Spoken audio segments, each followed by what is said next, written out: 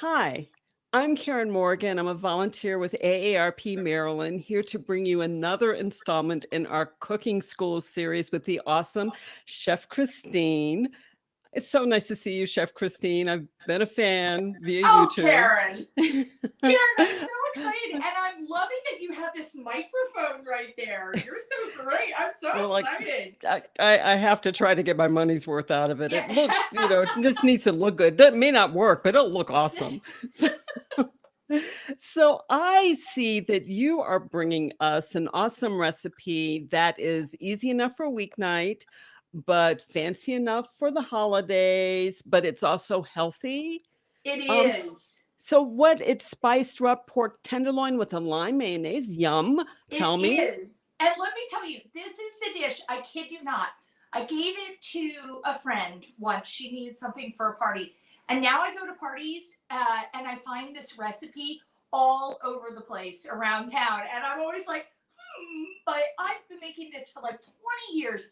And if I can get any way to take anything out of this today, it is that pork tenderloin is the thing if you are trying to eat a little leaner, you still want to feel a little posh, and you're looking to cook, without spending a ton of money. Beef tenderloin's going to run crazy amounts of money. And of course, we Right. all love a filet, but pork tenderloin is so accessible. You basically can get two packages with two each for about $12 to $14. Freeze is great. And let me show you what I'm doing with this one because I think you would like it. It's so easy, and you can totally make it ahead if you want to do it as like a little party appetizer. That involves planning. Not a good fit for me. But okay. So, like, I've been trying to be super careful with COVID, of course, Mhm. but I'm okay having a small gathering of my vaxxed and boosted friends. And this Exactly. is one that I can make the pork tenderloin a day ahead if I want. We're going to do a little lime mayonnaise with it, but you can do the whole thing ahead of time. And what we're going to do is, because I'm going to bring out raw pork tenderloin, I want to make sure, because I'm a safety girl, that we're doing all of this stuff, all of our rub ingredients beforehand so I don't get any of that raw pork. We have to be super careful when we're cooking with any raw meats, right? And right now, I am just mincing some garlic because you can never have too much garlic, right? Right. I always hear people say, measure it with your heart. And I'm like, oh, I'm measuring it with my breath. Thank you I very love much. garlic. I Don't love you do? garlic. I do Yes, too. absolutely. I do too. All right, so let's see what we've got here. I'm going to use just a little bowl and I put my minced garlic in. And if you wanted, you could even use garlic powder. I'd use a teaspoon of garlic powder instead of a tablespoon of fresh garlic because that stuff is so pungent. But it'll make it a little easier to rub for you. Then I've got, check this out, this is so fancy, my little wooden scooper somebody brought back this fabulous smoked paprika for me Oh, love from smoked Hungary, and paprika. it came with this little. I just love it so much, and I like smoked paprika because I'm fancy. Mhm. But we're going to use some of that. We're gonna have the recipe posted. I'm guessing that'll pop up here. We'll put a link in.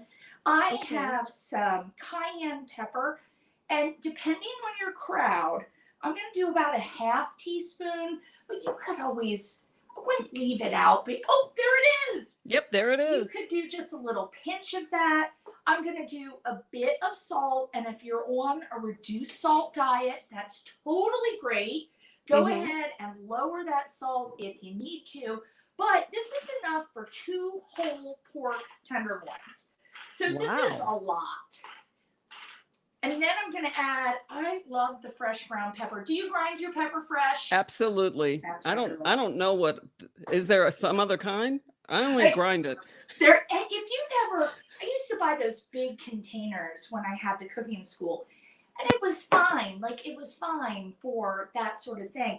But every time you grind a fresh peppercorn, you release those essential oils. It's so good. It's so, so Mhm. good. All right. And I'm going to do some dried oregano. And I always like to give it a little, anything that's kind of herby, anything Mhm. that has a leaf to it. I like to give it a little grind in my hands because that helps release any oils that are still in there and it makes it extra aromatic for you.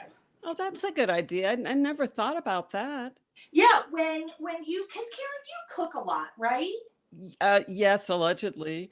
I yes. Allegedly, I what do you I have do? my own cooking school in my mind. No, So I love that. Me too. Now, me too. I'm gonna add a little cumin in there too. What kind of food do you like to cook, Karen? I like to use a lot of whole food ingredients and, because like you, I'm very much more focused on healthy eating. I wanna know where my food comes from. I Yep. wanna make sure that the cow got massaged before I buy the ground beef, that it had Yes. spa treatments and things like that. Yeah. And, and try to get I try to cook with a lot of vegetables and spices. Spices are everything. Spices are everything. You're right. And they'll tell you that spices go dead after 6 months. I think they just kind of, one of the chefs I used to work with say they don't die, they just fade away. So sometimes you have to amp it up, but you don't really have to buy new ones every 6 months. No, you Like, don't, and some companies are doing frozen spices, like yes, frozen basil, frozen garlic, and I I'm swear by super those. in. You're totally right. I have some frozen. It's like a baby ice cube tray. You can Mhm. find them in your freezer section, but you'll get ginger or garlic. I love the ginger. I love to use Yes, ginger when I I do cook too. I use that all the time. all the time. It's so good and it's so handy. And it doesn't give you, when you buy those jars of garlic, they have so many preservatives in them. But Yes. because these are frozen, they taste so much better, right? It's just pretty much ginger, which is what I wanted in the first place. Thank you There very it is. much. But I never want to buy like the whole thing of ginger, Right. right? The whole. So, all right, let me show you. I know, big pig. That Sorry. looks gorgeous. Yeah, I haven't even trimmed this yet. And one of the chefs that I work with, it's so funny. She hates trimming a pork tenderloin. I loved it. I love trimming meat. I know it's weird. But this is simply one that comes in a 2 pack. Now I'll show you. I've got my swap out for our cooking demo. But typically a package of pork tenderloin will have two of these in it. And again, when you buy these packs at the grocery store, and not a specific, just any grocery store that has a good meat department, you're going to get two per package, four in these family packs. I think I paid like $12. That brings this Wow. down to $3. And depending on appetites, I'm trying to be very cautious and eat more of the green leafies and have the protein be kind of the guest star instead Mhm. of the main attraction. So this would easily feed my husband, my daughter, and myself with no issue. Mhm. So she's just here for a few months after college. All right, let's see what we got. It is important when you're doing this that you take this part. This is called the silver skin, and Mhm. it's kind of like meat floss. It's got no redeeming purpose for Meat us. floss. I I love know. It's that. just like it's gonna stick and you cannot chew through it no matter what you try. And you just stick your knife under the end and go the whole way out. Easy breezy. Now check this out. You can make the rub ahead of time.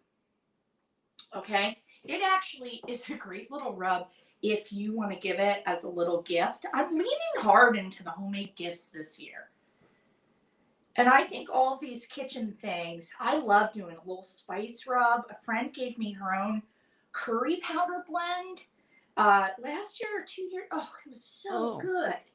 Oh, Chef Chris, we're getting some comments here Oh, too. oh, And tell me, Nancy's Karen. saying, "I love pork tenderloin," and Carrie said, "Hello, that looks amazing." And Jennifer said, "My husband loves pork, but I feel like I always screw it up. How do I keep it from drying out? Now, there's a good question because with lean cuts of meat, that's a big issue. It is a great question. And I have to tell you, I think it's been, oh gosh, maybe a decade since the FDA changed their rules. So they're the ones who come out, or the USDA, excuse me, they're the ones who come out and tell you all of the, you should cook to this temperature or that temperature. But a lot of folks go, I know my grandma used to cook the bananas out of all of the meat, right? Because Right. trichinosis was a thing back then. Not really so much of an issue for us now. So I'm going to rub as I tell you. About 10 years ago, 12 years ago, the USDA said, hey, you are really killing your pork in the oven. Don't worry about it. 145 degrees. So the best thing you can do, Jen, is get yourself an instant read thermometer. Just pick it up at your grocery store, throw one Right. in your cart next time you make an online order. But an instant read thermometer is going to be the thing for you. And we're not going to cook this too long. Pork can actually be a little bit pink on the No, no, inside. really? Oh my Yep, goodness. I know. And people kind of freak out. Now, it shouldn't be like a rare steak. We want to cook it to 145 degrees and then let it rest. That rest period is super important because that's when the temperature is usually going to rise about another 5 degrees. Just relax. If your pork's a little pink, it's okay. Now, that's only for solid roasts, tenderloins, any ground meat. You're going to have to be careful there. Right. And Nancy's saying that's great to know. And she also says she sears hers first. Okay, now She would this sear one, her we're not pork. going to sear. We're not going to sear because let me show you what we're going to do. Now, I've got my plastic wrap here, and I'm getting it all kinds of messed up. But this is actually an important part with this recipe. We're going to take our rubbed pork. I'm going to pull this back up here for you. And we're just going to wrap it in a little bit of plastic wrap and then set it in the fridge. If you have a plastic bag, I'm making a mess of it. Oh my gosh. If you have a plastic bag, like a resealable bag, that's great too. Whatever is going to work. Now, let me just wash my hands real quick because it's getting piggy with it. All right. We do not There. want to get piggy with it. We just want to eat the piggy. It's so good. I tell you what, we're going to have it for lunch and dinner here. All right. So Yay. check this out. This is one that I did this morning and I wrapped it. And what happens is it gets a little, I know everybody loves the word moist, but it gets softened. The spices kind of lean into the pork a bit. And that is exactly what we want. Then it's ready to roast. 425 degrees for 20 minutes. Now, I have a little baby one that I did for you.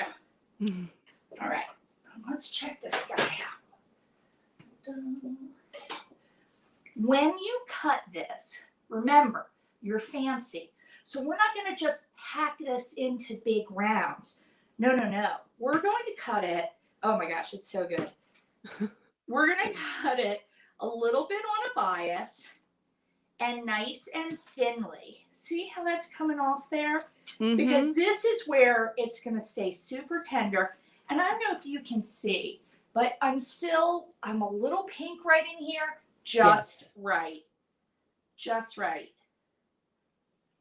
And resting the meat is really important too. So many of us don't do that, but you have to rest the meat. You really do. Karen, you know what you're talking about. Boy, I love you. It's so important because the second you go and start slicing it hot out of the oven, it hasn't had a chance to let its juices chill out a little and settle in, and they're all going to distribute run through the meat. Yeah. This is so good. It's so tender. Has a little kick with that cayenne. And check this out. You can just serve it hot, give it 10 minutes, or you can let it cool to room temp, or you can even cook it and put it in the fridge. And then, if you like, I have just a little bit of mayo here, lime mayo. We're going to use a little zester and put a little bit of fresh lime zest in. So good. And don't be skimpy here. And then we're going to do a little bit of lime juice and just taste it, see what you like. Pinch of salt is a good thing. And because I am all about making sure I'm using everything, I hate throwing food out. You know, when your bread goes a little stale or something like that. Check this out. I have these brioche rolls that I used for a class on Friday. Now, they're fine. They're fine. But I'm going to take them, use a little biscuit cutter, cut right through them, get myself a little round. Now, already it looks cuter. And I toasted a whole bunch of them. Oh, man. I know. It's so cheaty. But toast anything. If you have old bread, just toast it. And be judicious. Again, we don't want to use something super lean and then go crazy. But I am all about healthier, not just, no fat anywhere. I just am trying to make the adjustments. Yes. Give that a little Shazam. You could even put that is adorable. the laundry it looks so leaf good. on there. Make it all ahead of time. Do everything ahead of time. And that's it. How easy is that? That's so easy. And it looks delectable. Nancy said, yum. Yeah. It's really good. And listen, if you are looking for any other holiday recipes, I know we were talking about risotto before we got started. You can go back and look at some of our AARP videos. Just look on the Facebook page. You will find them. Check out that cranberry compote that we made. That stuff is so good. Maybe put that on your holiday table. I'm making a little appetizer out of that too. Oh, that sounds great. I'm doing little phyllo cups with a little bit of brie, put it in the oven, and then boom, cranberry on top. Nice little palate cleanser. You got it. You got it. What's going to be on your table this month, Karen? Wow. Well, duck breast, sous vide. And sous vide duck breast? Yes. Karen. Because sous vide is so easy, it really is. It sounds fancy, but it's not hard. And I lots of chicken and scallops, and I had salmon on papillote yesterday. Did you make it? Yes, I did. It's so good, isn't it? It's lovely, and it again really easy to I just made it my own little recipe, because I was doing it in my mind, my little school. So I'm like, and this is what I'm gonna do. That's so good. Cooking something in papillote that's one of those things that everybody thinks is so hard, but once you get it, it looks great. It looks awesome. It's a super healthy way. And you can blend in vegetables with the fish, and then you have a one-plate meal, which is what I had yesterday. Yeah, absolutely. Oh, that's terrific. Oh, maybe we should do one of those. Karen, you should help me. Oh, okay, cool. I'm telling you, I love it. Well, I hope your duck breast is fantastic. Oh, thank you. And let me just explain too what papillote is. Oh, Papillote is, yes, I should have mentioned that. Papillote is parchment paper. The name for recipes that are cooked in parchment paper is papillote because it's the French. But you just get a piece of parchment paper and you fold it, you stick your stuff in there, stick it in the oven. That's on papillote. That's it. There's a famous Food Network chef who calls it, like fish in a bag. Right? She makes it very accessible, and papillote, fish in a bag, same sort of idea. But it's a really nice, gentle way to kind of steam whatever you're cooking. And just, it was so good yesterday. I just, I ate it all up and then I had dessert. So there you go. Karen, you are great to cook. I love it. Thank you so much for doing this with me. Oh, thank you. This was awesome. I can't wait to try this. It is tasty, easy, make ahead, healthy. It's got all the boxes checked. Mm-hmm. Awesome. And yeah, and reasonable, you don't have to break the bank, but your family will think that you pulled out all the stops for them or your guest or whatever, which is what you want. That's what you want all the time. So there you go. Awesome. Thank you so much, Chef Christine. Oh my gosh, thank you. I love it. Can't wait to try it. And thank you everyone for tuning in. And we will see you on the next installment of Cooking School with Chef Christine.